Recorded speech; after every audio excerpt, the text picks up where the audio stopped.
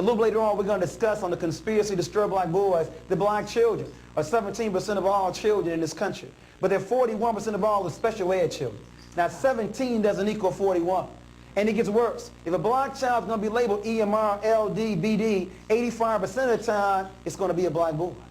And you see, it's called a staffing, where you have this white principal, white psychologist, white social worker, white teacher, or black in skin but not in consciousness, all telling this parent to sign on the dotted line. And because black parents believe in you, they say, well, whatever you think is best. Now, white parents may agree to LD, but they're not agreeing to the watered-down curriculum of EMR and BD, because they realize that they are the primary educators of their children. And so you can't have it both ways. You can't on the one hand say you want them to be the primary educator, and then when they question you, get offended. You know what they've told me? I'm not comfortable talking to teachers. In other words, here we are with our BAs, MAs, and PhDs, and use that kind of jargon vocabulary with these parents. In other words, if you're so secure in your degrees, then why don't you communicate with them? I believe, as Jesus said, what you do unto the least of these, you also do unto me. When you are educated, you know how to serve. Many of us are uncomfortable talking with these parents. And so we have to begin to work on those kinds of issues. But some other ideas, because our time is running so tight with regards. Dr. Juwanza Kunjufu's The Conspiracy to Destroy Black Boys examines the systematic and institutional forces working against the academic, emotional, and social development of black boys. Early in his lecture, Kunjufu highlights a disturbing statistic. 41% of special education students at the time were black children, and 85% of those labeled special ed were black boys. He argues that this disproportionately cannot be explained by ability or behavior, but by the structural disadvantage of having an overwhelmingly white teaching force and administrative leadership shaping the educational experience of black students. These educators often evaluate black children through a lens that does not affirm or understand them, leading to misdiagnosis, lowered expectations, and inappropriate placement.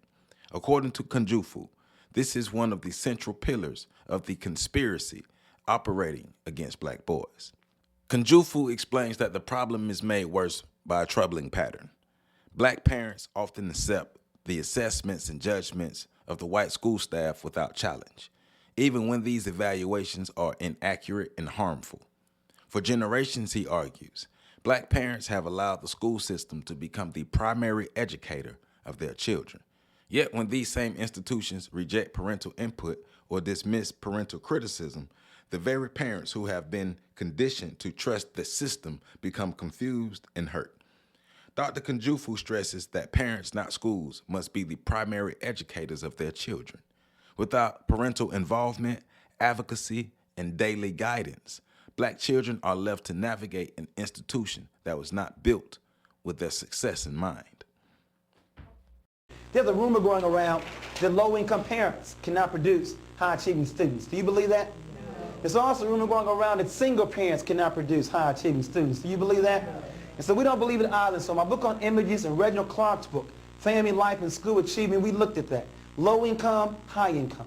Single parents, two parents. And what we found out was it was not how much money was in the home. It was not how many parents were there. What it boiled down to was the quality of the interaction. In other words, if you want to produce high-achieving students, we identified 5 common characteristics. First of all, in the high-achieving homes, these parents believe that the world's going to be better for their children. You know, in some homes, the parents are already downtrodden, already beaten, and they transmit a dismal attitude to their children. Well, now in the high-achieving homes, these parents say, well, it may not be all what I want it to be, but it's going to be better for my children. They first of all transmit hope. Secondly, in the high-achieving homes, these parents are consistent with their children. You know, in some homes, mama got one rule on Monday, another rule on Wednesday. Not here. There's consistency here. Third, in the high-achieving homes, these parents are complimentary to their children. You know, in some homes, every other word is 4 letters. Not here. These parents praise their children. Fourth, in the high-achieving homes, these parents give their children high expectations. And then last but not least, besides transmitting hope, being consistent, being complimentary, giving high expectations, these parents believe that they are the primary educators of their children. In other words, there have always been 2 kind of parents in America. There's a teacher-parent conference. You want to talk to the parent. Now, the first kind of parent, not in this study, will probably pass the buck will probably say, well, I don't know what to do with them either. I got some of my own problems. Can you solve some of mine too? The first kind of parent will pass the buck, but then you get the second kind of parent who will listen to you very carefully, and upon conclusion will say very softly, thank you very much for telling me about my child. Now, if you can just leave us alone for a moment, I can assure you, you won't have that problem anymore in life. Now, you leave the meeting, you don't know what goes on behind closed doors, but it must be like The Godfather, where the parent gave the child an offer the child could not refuse. Or as Bill Cosby told Theo on the first day of the show, I brought you in here, and I'll take you out. Now, these are the kind of parents we like to have more of. In other words, we want to come back and have a detailed workshop with your parents. It's a 16-step parent involvement program. And it first of all starts with establishing goals. So I believe if you're going to be a good parent, you have to establish goals for your children. And once you have goals for them, then you can go into stage 2, a home program. But you see, you can't even go into stage 2 if you aren't clear on stage 1. In other words, when I ask black and many parents what kind of goals they have for their children, I hear things like, well, as long as he don't beat me, as long as he gets a job, as long as he stays out of jail. Well, see, if your goals are weak, then your home program will be weak. I have 2 sons, 15 and 10. I only have 3 goals for them. First of all, I want them to put God number 1 in their lives. Secondly, I want them to be committed to the liberation of black people. And then third, I want my sons to be the employer rather than being the employee. Now the question is, if these are the goals to my sons, what kind of game plan, home program, or strategy can I develop that will hopefully, and I said hopefully, that's the key word. You see, I control the process. I don't control the result. It's like it's a workshop. How I give the workshop, my business. How you use the workshop, your business. There's no way I can ever guarantee any of this for my children. You see, I sleep good every night because I understand what I control. I control the process, not the result. But the question is, if my home program is my process, if I want them to put God first in their lives, should they go to church? Should they read the Bible or Quran? What do you mean maybe? If I want them to believe in God, they need to go to church or read the Bible or Quran. Hold on, we'll come back to you a little bit later on. Okay. If I want them to be committed to the liberation of black people, should they begin to read black children's literature? Know that King's birthday is January 15th, Malcolm's birthday, May 19th, Garvey's birthday, August 17th, and Kwanzaa in December. They should know that. If I want them to be the employer, should I also give some of my own homework, not just rely on school homework? You know, we have children that know that 6 times 3 is 18, but when you give them a word problem, they don't know what to do. If you want to train a child, give the skill first. If you want to educate a child, give the need first. We have people with BAs, MAs, and PhDs out of work. Can't make nothing. They have been trained, not educated. We have to work on that. So these are just some of the kinds of ideas we want to share with you with regards to parenting. That we want them to believe they're the primary educator. And that means you have got to share some of the power. In other words, we can't on the one hand say we want them to be the primary educator, and then when they begin to question us, use our authority over them. In other words, it should be a 50-50 proposition with regards to this child's development. Any comments about parenting, the role it plays with regards to our students' achievement? Yes, it's Gwen? Gwen, Right. in terms of helping parents with parenting skills, what do you recommend? You mentioned being where the parents are, and parents are getting younger. I'm thinking again in terms of parenting skills, where let's say that you are in an urban setting and you have many young parents, and they don't seem to know which end is up. You talk about process. And see, that's my point. 2 things. One, I don't believe that there's not a parent in this country that does not want the best for their child. I sincerely believe that. But I also believe that before you deal with child development, you have to deal with self-development. When those parents that are 13, 16, 19, 21 and the like, they have not found themselves yet. And so before giving them a workshop on child development, we have to work with them on their own self-esteem, on their own relationship, on how to find a job. So I believe many times we have not asked them what kind of workshops they're interested in. And Head Start is more successful because they ask the parents what they need, rather than us deciding for them what they should have. Okay? Let me go on because of our time. Let me move to the third area, and that's one of my favorites, and that's the issue of student self-esteem. I sincerely believe that education is more than reading, more than writing, is more than math. It should first of all teach our children who they are, You see, if you don't know who you are, then you will not know what to do with your life. And if you don't know what to do with it, then you won't know how to achieve your goals. So Alex Haley raised the question of who am I? And he asked his mother, father, aunts, and his uncles who he was. Some people told Alex they were Negro. Some told Haley they were colored. Others told Alex they were black. Some said they were Afro-American. Some told Alex they were African. And lastly, some said American. Now, we are the only children and some adults that give 6 different answers to a very simple question like, who am I? Again, you cannot teach a child that is, first of all, not know who he is. It's more important than reading, math, and science. So we began to ask ourselves, why do Germans call themselves Germans? Why do Chinese call themselves Chinese? And we were told there's a land called Germany. There's a land called China. So let's go back to a world map. Germans are Germans, land called Germany. Chinese are Chinese, land called China. Let's go to a world map. Is there a place in the world called Negro land? What about color land? What about black land?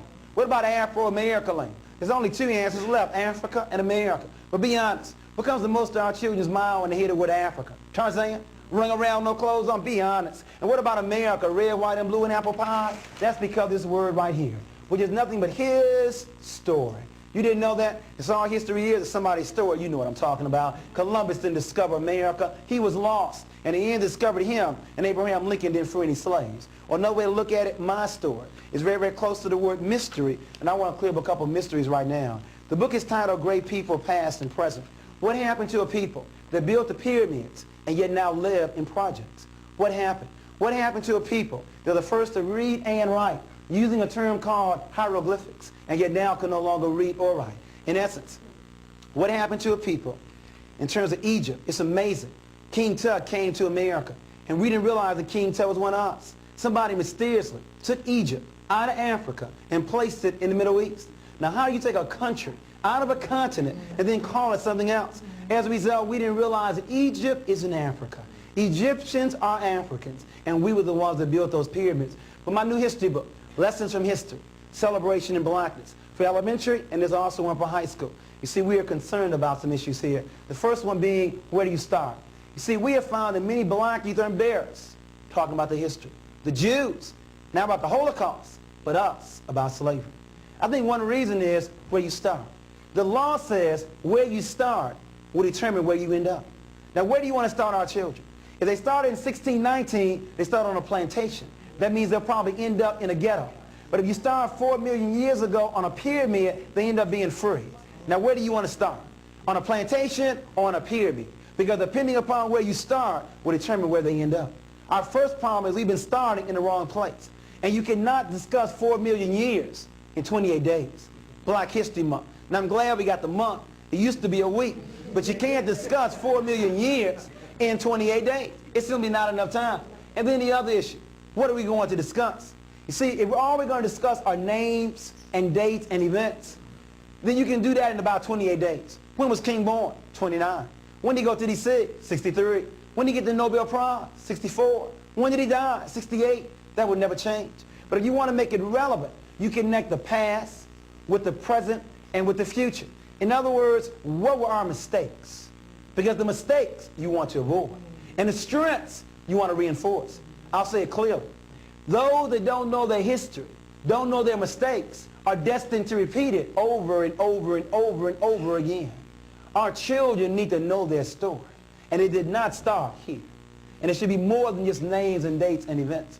But let me calm down and go on. There's still 2 answers left, Africa and America. But there's a tremendous difference between who you are and where you're born. My hometown, Chicago, the ex-mayor, Daley. If you had asked Daley where he was born, he'd have said he was born in the USA. But ask Daley who he was. Ask him where his roots are. And he said his roots are in Ireland. Next stop, East Coast, Philadelphia. The ex-mayor there, Rizzo. If you ask Rizzo where he was born, he too would say the USA. But ask Rizzo who he is. Ask him where his roots are. And he says his roots are in Italy. But I think you know what I'm talking about. You and your husband, you and your wife are traveling across the world, and you're pregnant, and you gave birth to a child in Russia. Would your son or daughter be Russian? You're not sure? Next stop, China. And you gave birth to a child in China. Would your son or daughter be Chinese? Hold on. You still not sure? Suppose you gave birth to a child in an airplane in the middle of no place. What are you going to call your child then? Delta Airlines or United Airlines? Just because you're born in America doesn't make you an American. If someone asks you where you're born in America. But if someone asks you who you are, where your roots are, you either say African American or European American or Mexican American, but the who always comes first. Education is more than reading. It should first of all teach you who you are. But you know what else it should teach you? It should make you feel good about yourself. Now the question is, what makes you feel good about yourself? What gives you strong self-esteem? Well, we believe first, your relationship with God. Second, unconditional love from your parents. Third, high expectations from teachers. Fourth, feeling good about your race, color of your skin, and texture of your hair. And lastly, knowing what your talents are. Because of time, I want to look at this one, the issue of race. There's a rumor going around that some of us, hopefully not in this room, are still using terms like good hair. And that to me is deep. You see, if you know what good hair is, then you must know what bad hair is. If you know what pretty eyes are, you must know what ugly eyes are. That's dialectic, the law of opposites. Our best seller for children is called Colors Around Me. We believe that our children come in all different colors. But no matter what color they are beautiful just the way they are. Now, what I've noticed speaking to the primary grade children across the country, they clap for all of them. So the Emily is brown like chocolate cake and very pretty. And Robbie is red like cinnamon rolls and very handsome. The primary grades clap for all the children. But the upper grade laugh at Michael, who's black like licorice candy. And they also laugh at Joseph, who's black like ebony wood. Now you would think that the older our children are, the greater self-esteem would be. But exactly the opposite. And my question to you, what is it about America's images where the longer these children live here, the less they feel about themselves? And remember, Renee is golden like a peach. And the upper grade clap for Renee, and they laugh at Joseph. Well, the reason is very simple. We allow somebody else to define for us what beauty is. If America defines beauty as light skin, long hair, and blue eyes as beautiful, haven't they told you what ugly is? It must be the exact opposite. It must be dark skin, short hair, and broad features. Once you know what is, you automatically know what's not. But you know what's amazing? When I was in Florida, I found Europeans trying their best to run down to Florida to get a suntan to look like us. And then I found us running home with Noxzema and cream trying to look like them. You didn't know that racism is a sign of insecurity? People that are secure are comfortable with differences. Only insecure people, we need to rationalize because they are different, it makes them better. But let me tease you one step further. It's the first day of school, and Renee comes walking to your classroom with her pretty dress on, her hair floating in the wind. And like all little boys, Joseph comes in behind her. But on this day of accident, on his way to school, did not make it to the executive room in time. Now, do you sincerely believe that Joseph can learn as much as Renee? If you don't, you aren't fit to teach our children. There are teachers who believe that Renee is smarter than Joseph. And when they believe that, she just becomes smarter than Joseph. Do you know how many black women, even in this room, can't swim, afraid their hair's going to go back? Go back to where? Where are you afraid of it going back to? This is deep. Do you think that what happened in slavery is over? Read Peculiar Institution by Kenneth Stamps, the slave-making process. We have to work on those kinds of issues. Before we go into our next workshop on curriculum, any comments about student self-esteem, the role it plays in academic achievement? I believe you cannot do a good job in school if you don't like the way you look. Yes? How do you attack the racial self-esteem within the peer group? For example, a boy saying she's good looking for a black skin or dark skinned girl or vice versa. How do you attack that in the peer group? What are some ways of looking at it? I think we have to confront it head on. In other words, the real damage now is not done between white and black. It's done among the black peer group, black adult as well. And so we have to confront that. We have to show them the beauty and strengths of their color. In other words, we don't have time to discuss this afternoon, but what are the benefits of dark skin? What are the benefits of your natural hair? See, we hear all about the benefits of being light skinned or being white or having European style hair. What are the benefits of dark skin? There are a lot of benefits. Yes?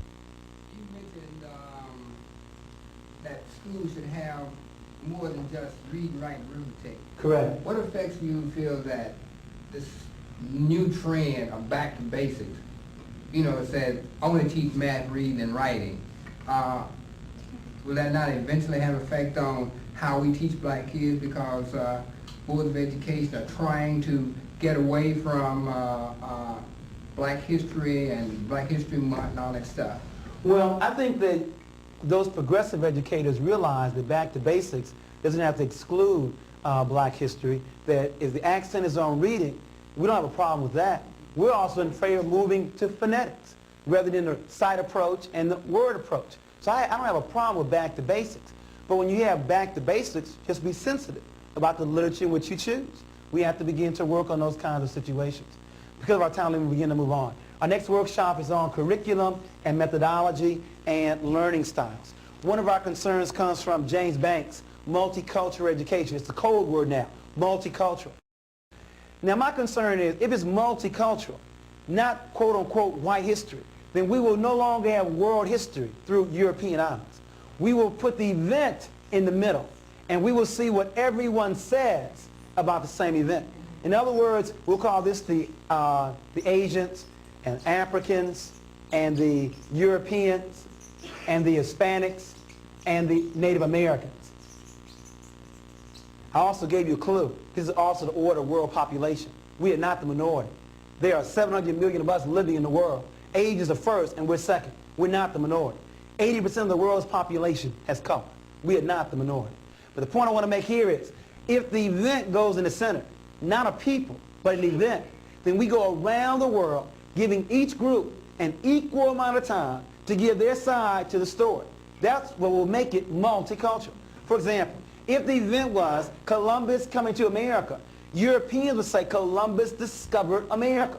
But the Native Americans say Columbus was lost and they discovered him. Same event, but these two groups see it differently. Slavery. Europeans would say slavery was good for America. But Africans would say the black family was almost, not quite, was almost destroyed. To challenge deep-rooted misconceptions about black families, Dr. Kunjufu directly confronts the myth that single-parent or low-income black households are incapable of raising high-achieving children. Research and experience, he argues, reveal something very different. The most decisive factors in a child's academic success is not family structure or income level. It is the quality of time, attention, and educational guidance parents provide. Kunjufu identifies 5 characteristics shared by parents who consistently produce high-achieving children. 1, they believe the world will be better for their children. 2, they maintain consistency, structure, and routine within their home.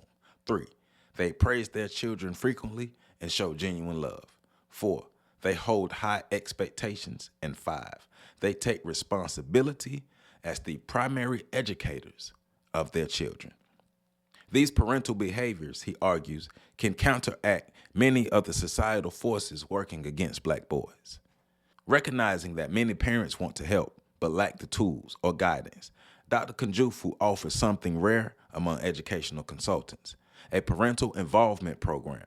This program encourages parents to establish strong, constructive, long-term goals for their children. Sound parental goals, he explains, help children develop direction, discipline, and purpose. He underscores this point with a powerful quote: "If you want to train a child, give the skill first. If you want to educate the child, give the need first." In other words, true education is rooted in helping children understand why they must learn, not merely what they must learn. Only when children internalize the need for excellence can they pursue it fully.